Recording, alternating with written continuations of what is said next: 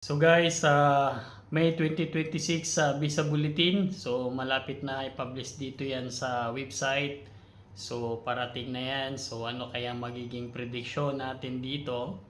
Ano kaya magiging final action date ng priority date dito sa ating hinihintay na AB3 Third Preference Employment Based Category. So bali itong May 2026 sa Visa Bulletin, ito yung pang 8 months dito sa fiscal year 2026.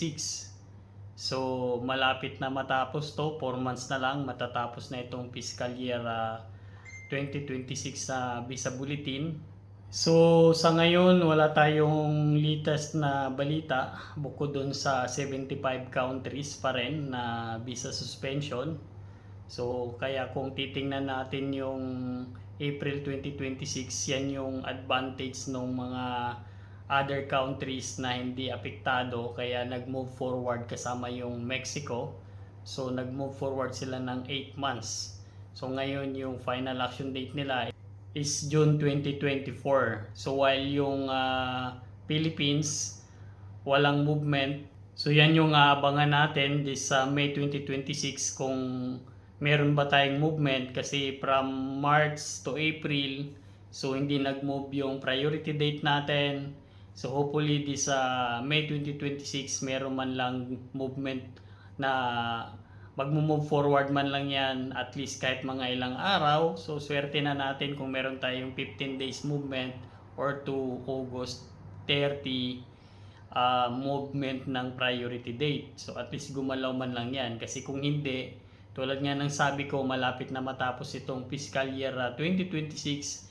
8 months na itong May 2026. So either na-reach niya na yung 7%, so na-meet niya na yung annual limit visa issuance para sa Philippines chargeability. So napaka-critical na nitong movement ng final action date sa bawat chargeability, kasi nga magtatapos na yung fiscal year.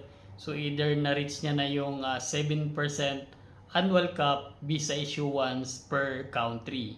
So hopefully na hindi pa niya na-reach itong 7% para at least meron pa tayong maaasahan na mag-move forward pa itong Visa Bulletin ng May 2026 para sa Philippine chargeability dito sa AB3 Third Preference. So bali yan lang yung update natin ngayon guys. So wala tayong masyadong indicator na inaabangan na para natin na pag-uusapan dito sa parating na Visa Bulletin for May 2026, bukod dun sa 75 countries na still wala pa ring balita na nalilift na yung kanilang visa suspension.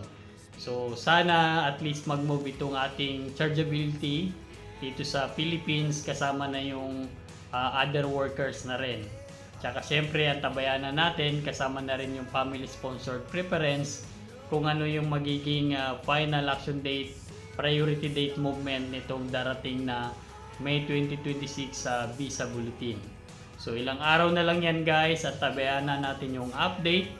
So hopefully meron pa rin tayong maaasahan.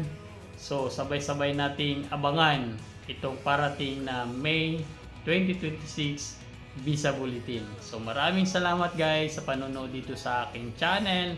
Huwag kalimutang mag-subscribe.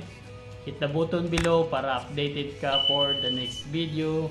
See you next time. Bye-bye!